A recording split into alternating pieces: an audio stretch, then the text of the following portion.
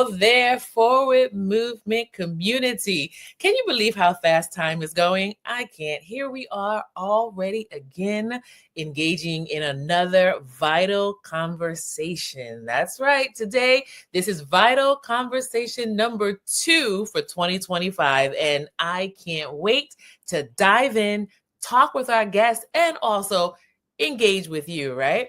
So, you know how we always do. Whoever's watching right now, whether you're watching live or you're watching on the replay, I want to invite you right now to go ahead and hit that like, love button, subscribe, and share, share, share. Go ahead, share, whether you have an Android or an Apple, doesn't matter.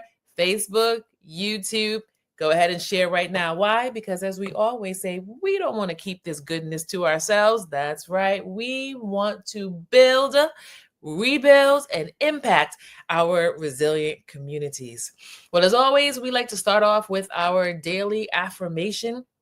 Those of you who are new to our community, in the book, A Greater Force Than Failure, the journal, on page 6, we have an adaptation of some of the words there. And there's an affirmation that we want to start off with. So I'm going to go ahead and put it up on the screen, and I'm going to invite you to say it with me. The realm of average or mediocre is not where I dwell.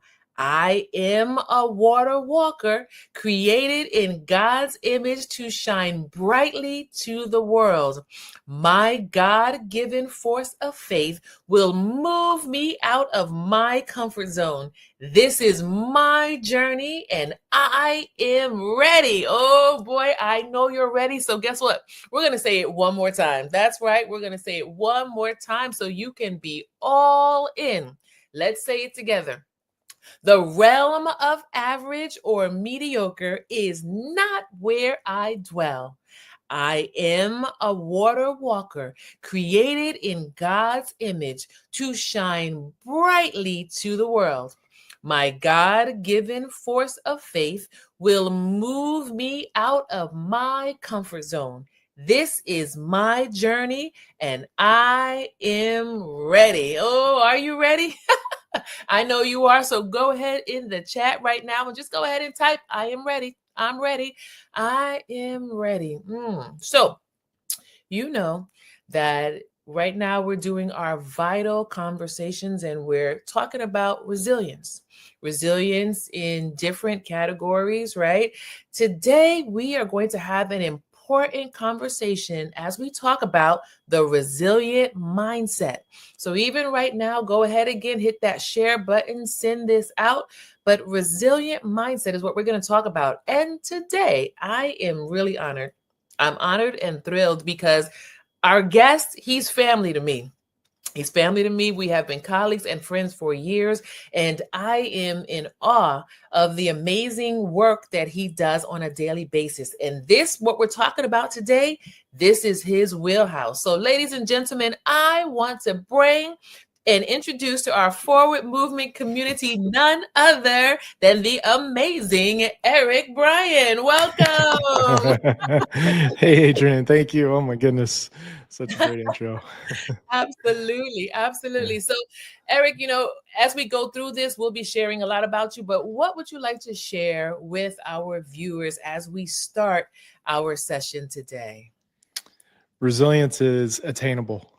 That's Mhm. that's the driving force that I have kind of dove into the last few years, and just seeing how amazing a life can be if someone just captures that idea of being resilient. So it's just been a passion of mine, and I'm just happy to journey alongside you. And I've just been equally more so impressed by your work and how great it is to do that in community. So thank you so much for having me.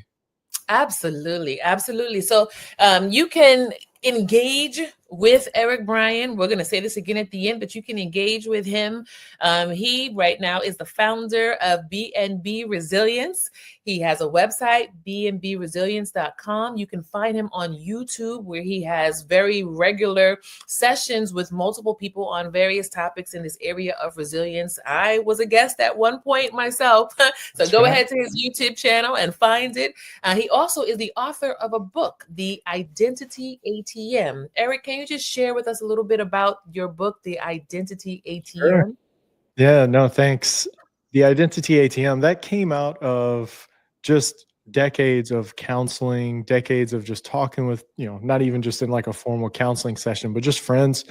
And the idea that we are like ATM machines, and the people, our faith community, our family, our friends, our jobs, they are banks in our lives.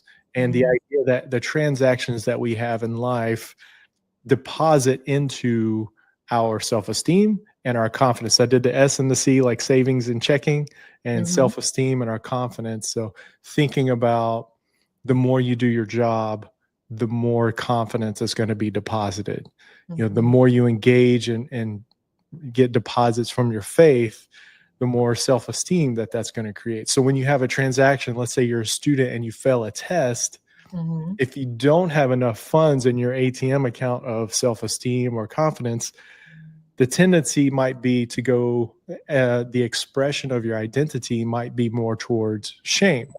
But if you have enough to cover those expenses, then it's, you can stay in that lane of guilt a little bit more than shame. And I don't necessarily see guilt as a bad thing as much as I see it as just a reflection of what is true.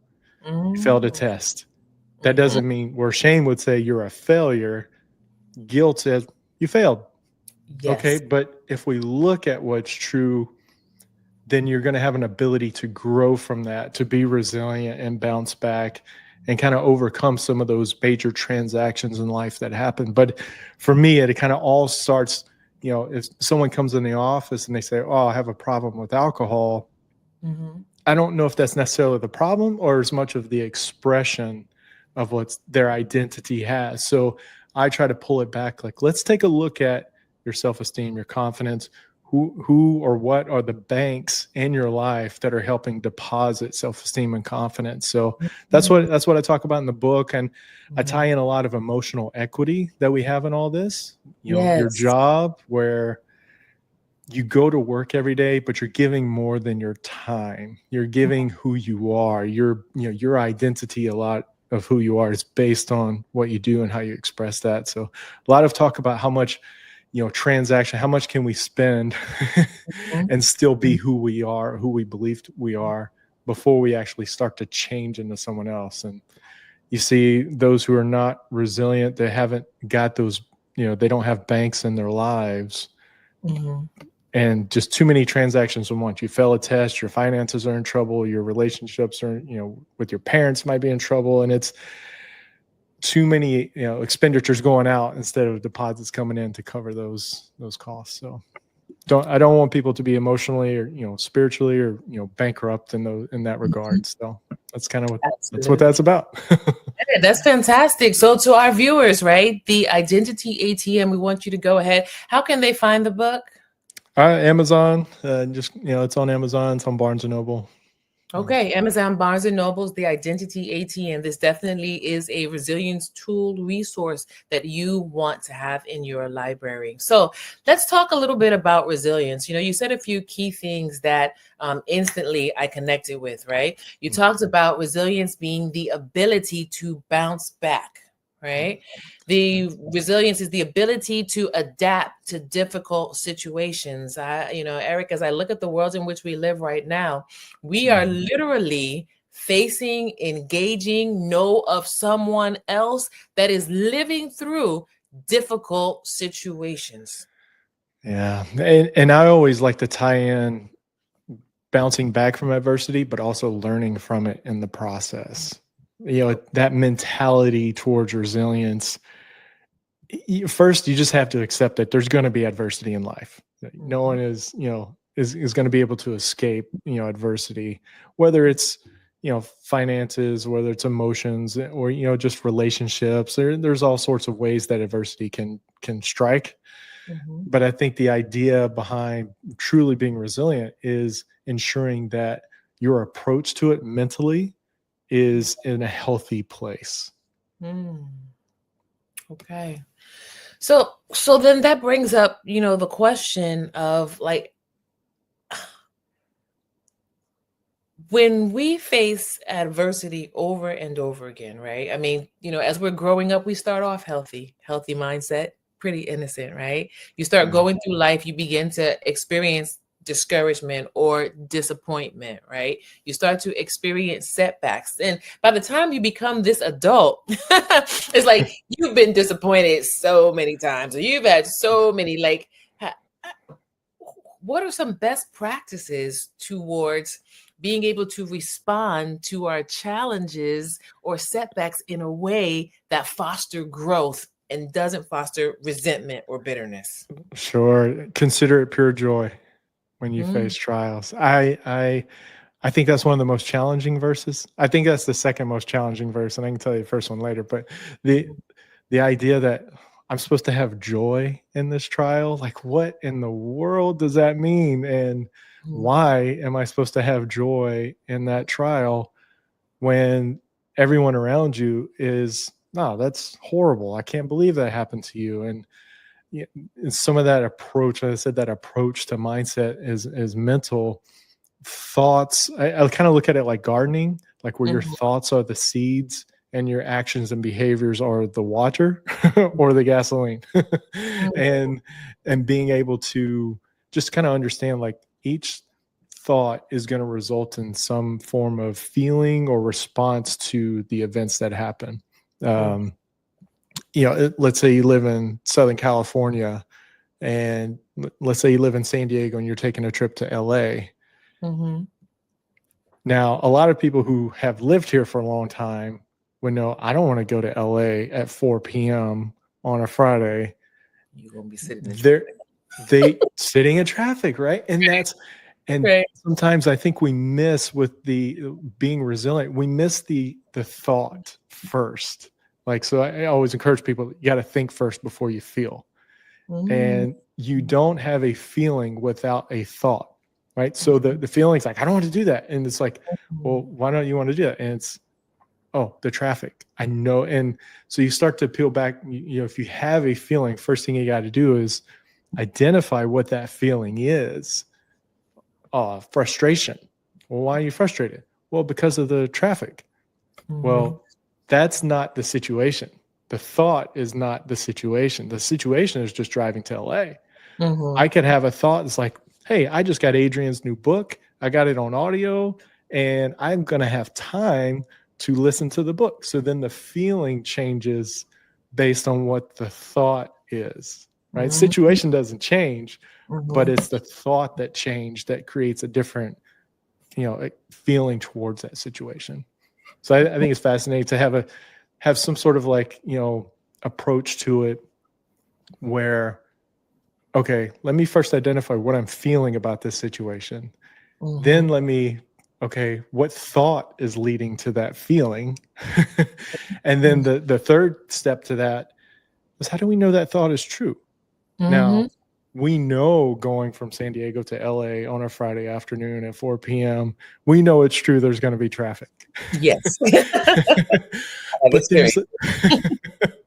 but there's a lot of situations that there's no substance to the thought. There's no truth to the thought.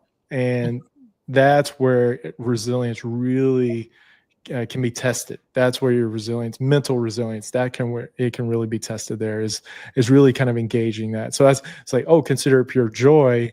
Is what an opportunity that I have to grow here.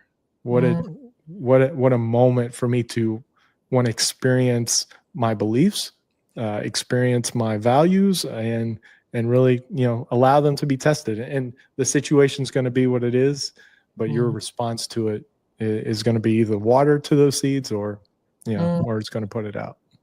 Absolutely, absolutely. So those of you who are watching right now, again, whether you're watching live or on the replay, I want you to go ahead and stop and pause for a moment and think about what Eric just shared with us, right? And I want to invite you to go ahead in the chat and share with us, what is it that grounds your mindset that would cause you or that causes you to maintain joy in the face of, right? We're not talking about situations that you're anticipating. We're talking about as you are literally walking through the valley of the shadow of death, as you are literally walking through not having enough money to pay your rent this month, as you're literally walking through a heartbreak, right? A broken relationship. What is it that causes and gives you joy? Joy. Eric talked today about the joy, right? We're told in scripture, the joy of the Lord is our strength. What is that foundation? Eric, I also think about a Bible verse, Proverbs 3:5-6, that says, trust in the Lord with all your heart and lean not unto your own understanding, but in all your ways acknowledge him and he will direct your path. So that comes to me because when I think about mindset, in order for me to trust in something or someone, my mind has to be committed that that is the action that I'm going to take. The Yeah. feeling is only going to last while I'm feeling good. But when I really start to ache, it's going to take a committed mind, a mindset that is making a decision and a choice. I will not X, Y, and Z, but I will X, Y, and Z. I will have joy. I will be able to see that tomorrow is going to be another day. What do you think about that? I think words matter. Mhm. I think when we say joy, we're not saying happiness. Mhm. And I like to talk about a distinction between joy and happiness, where joy is transcendent. The joy of the Lord is transcendent of whatever situation we're in.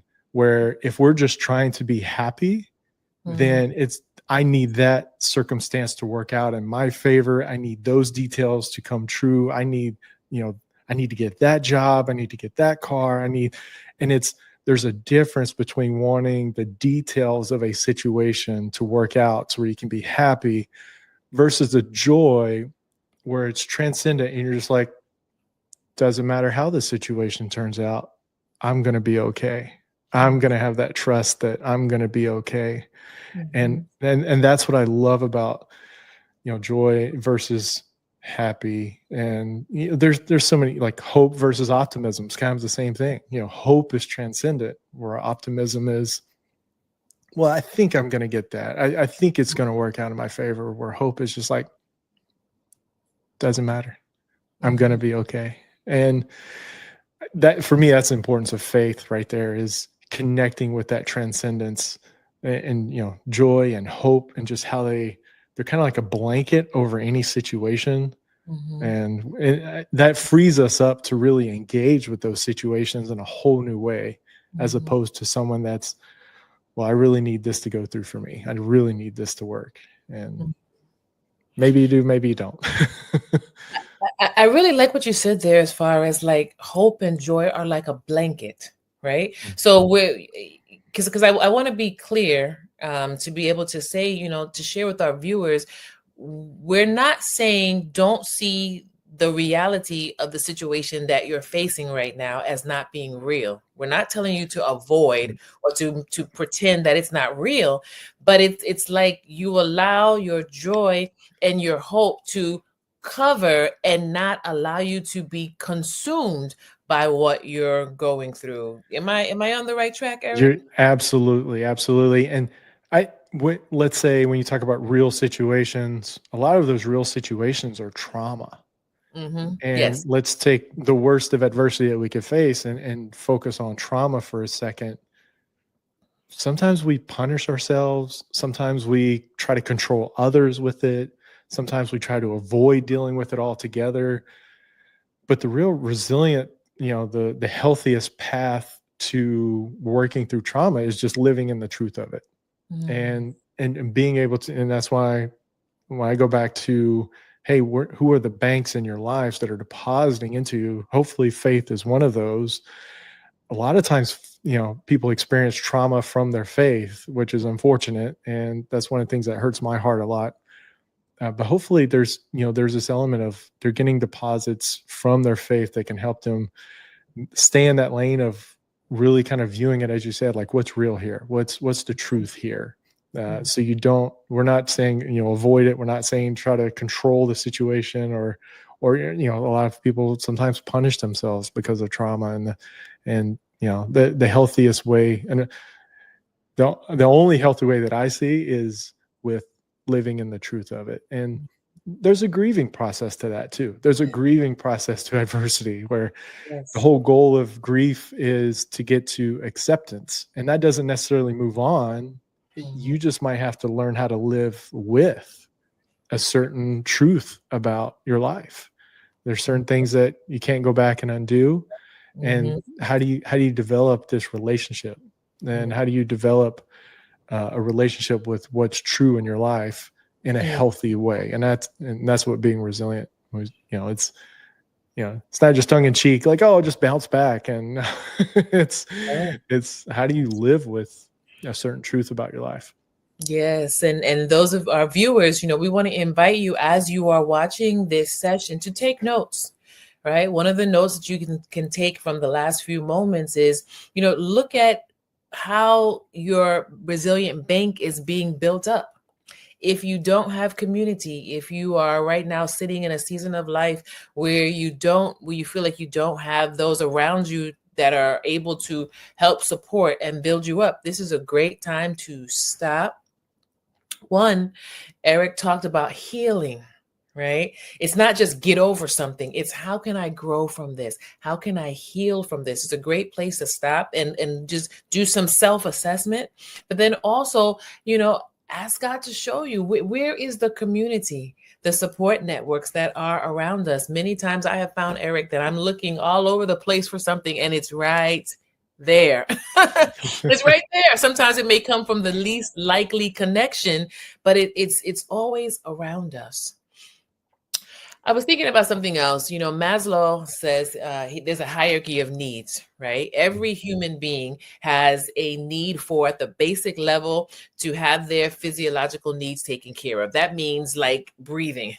We need to inhale and exhale. That means like being able to eat, right? Satisfy the hunger within us and sleep. And then we go to the next level where we all have a desire and a need for safety. Now, it's safety on different levels. There's physical safety. You talked about emotional equity. There's emotional safety. Sometimes you could be in a group or a crowd, right, where you're supposed to have a brotherhood and sisterhood, but emotionally you don't feel safe, right? There's mental safety. Then the next layer is we have a desire and a need for a sense of love and belonging, friendship, intimacy, family. Then the next level, as we keep on moving up, we have a desire for esteem, as in self-esteem. There's something intrinsic within us that desires to be confident in life. There's something within us that desires to have achievement. And then on the top level, self-actualization. We all have been wired to problem solve. We all have been wired within us to not want to be prejudiced, right? We all have been desired within us to have a sense of spontaneity and creativity. But as Eric talked about, sometimes we go through traumas in life.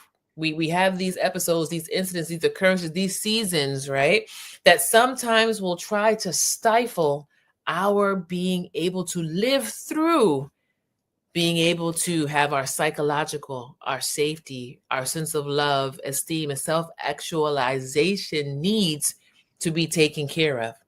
And this is where a part of that bounce back, that resilient mindset is so vital. Because as Eric is saying, when we are able to count it all joy, in terms of when we're able to see it is a fact. Right now, in this season of my life, I am homeless. It's a fact. I can't go back into yesterday and reverse it. But will I allow the fact that I am homeless to trump the fact that tomorrow there's hope? I may not be able to see how I'm going to get myself out of this situation on my job. I don't know how I'm going to be able to work things out. But I have hope that there is resolution coming.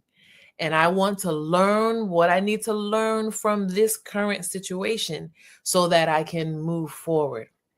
Eric, I want to ask you, as we start to turn the corner, from your perspective and your understanding, as we look at resilient mindset, right? How can we foster a foundation of strength in our mindset that will help us to grow resiliently? It's honestly one of the toughest things for me personally. It's patience. It's Mm, time. It's one of those things we kind of joke in the community about, oh, don't pray for patience because you'll certainly be yep, challenged immediately. yep. Mm-hmm, um, but it really does, like when I talk about planting seeds, your thoughts are are those seeds that you got to water. It takes time for that stuff to grow and mm-hmm, develop. And I talked about earlier my favorite passage of scripture, and that's in Jeremiah 29. Now, a yes. lot of times we talk about, if I know the plans I have for you, plans to prosper, not to harm you, plans to give you a hope and a future, right? And it's great on a high school graduation card you're giving to someone, it's like, hey, your whole life. But it's that verse right next to it that says, after a period of 70 years. Mhm. That's the Mercy. thing. That's the thing that we kind of leave off the card sometimes, that development of who you are, Mm, it may not be 3 years. It may mm, not be 5 years. Oh, your 5-year plan. It may be 70, but that's not up to us. And I mhm, think what is up to us is that approach to, I'm just going to be patient, and I'm just going to keep being who I believe myself to be, or who I believe God wants me to be. mhm, And whatever timing works out, I don't know if that's necessarily up to us. And so mhm, I think the right, approach to that is just simply saying, I'm not going to try to control the outcome. mm, I'm not going to control the timing of it, because it's not my time. It's not mhm, my timing. mhm, mhm. Woo! That is a serious one right there. I had to take a pause on that one, right? Those of you watching in the chat, I want to hear your reaction. Share with us in the comment. Whew. Like, I don't even know how to get this out right now. What do you It, think about the fact that we are not to try to control? We are such control freaks. I want I to know know. I am. Have a head. I don't want to wait on you to work it out. I want to just fix it right now. Yeah. That It, patience. it, and it's so easy, and I love that you're having just an honest conversation about resilience, because it's so easy to get hyped up on resilience, and it's like, oh, I'm just going to bounce right back. I'm going to, Mm, it might not be like a fully inflated basketball that we're playing with, where it yeah. just bounces right back up. We might need to put some air in that ball first, and that might take time. That might mean a resource that we Mm, don't have, that we need to find and discover. You might need a counselor, you might need a therapist, you might need a friend just to go sit and talk with you, but mhm, something to help you kind of process, one, what's happened, the adversity itself, and then two, what does healthy look like? What does a healthy you look like mm, responding to that? And a lot of it's going to come back to how much time you're investing just in that question alone. Like, what does a healthy you look like? mhm. Absolutely. And I want to invite you, those of you who are watching right now, ask yourself that question. What does a healthy me look like? And I want you to don't just ask the question, but answer it. Answer it. If you are brave enough, go ahead and put it in the chat, right? A healthy me looks like someone that gets 8 hours of sleep. A healthy me looks like someone that does not complain all the time. Whatever it is, I want to invite you to answer that question right now, because even as you hear the question, there's some things that are coming straight to your mind. Be honest with yourself. That is how we learn. That is how we grow. So Eric, as we close this session now, I'm going to give you a few moments. What would you like to share with our audience as we close the door on this topic of a resilient mindset? Don't do it alone. Don't do it alone. There are people that want to love on you, that want to care for you, that want to be there for you. And you will find that the more people you allow yourself to be open to other people in your life, the more you're going to want to be open for others in their lives. B&B resilience, that's not bread and breakfast. That is barriers and boundaries. And a lot of times barriers are things that are just obstacles that we can't get over. A lot of those are just because we're by ourselves. And I always invite people to face adversity with someone else to help you. One, you have a sounding board, someone to talk to, someone to bounce ideas off of. But two, it really kind of helps you get through that. And then with boundaries, I don't want you to think of those as walls, but maybe like a path that's already on the ground that you can walk on, or even doors. Some of those boundaries might be doors. So you go into a house, there's doors there, but there's also walls. Sometimes the boundaries, sometimes we need to go to a therapist. That's a door you can walk through. And you don't have to stay on the other side of that door. You can come back to, and continue along your path. I love the idea of just being in community. I love the idea of staying connected to others. It really just gives us a good, healthy perspective. And then Psalm 23, love Psalm 23. I walk through the valley of the shadow of death. We have to go through that valley. There's a lot of adversity may look like death to us, and we're in the shadow of that a lot of times in life. There's no plane to the other side. There's no train to take around the mountain. Sometimes it's just a matter of just acknowledging and accepting that there's going to be adversity that we face in life. If you're trying to live a life where I'm never going to have adversity, I'm going to protect myself, honestly, I don't know how much I would say that's living. You have a life, imago Dei, in the image of God, and there was adversity, and there will be adversity, and it's just a matter of just acknowledging that adversity is going to be there, but you can better prepare yourself when you just first acknowledge the truth that it will come up one day. Yeah. Wow. But don't do it alone. Don't do it alone. And audience, I want to make sure you hear what we're saying. Do not do it alone. Eric has given a lot of resources, right? Sometimes it's a counselor. It's okay to talk to a therapist and a counselor, where the goal is for healing, right? Restoration and renewal. A friend, there's multiple resources. And so we want to invite you today, please reach out, seek community. Do not do life alone. It has been an absolute joy to be able to have this time with you, Eric. Thank you so much for being part of our Forward Movement community.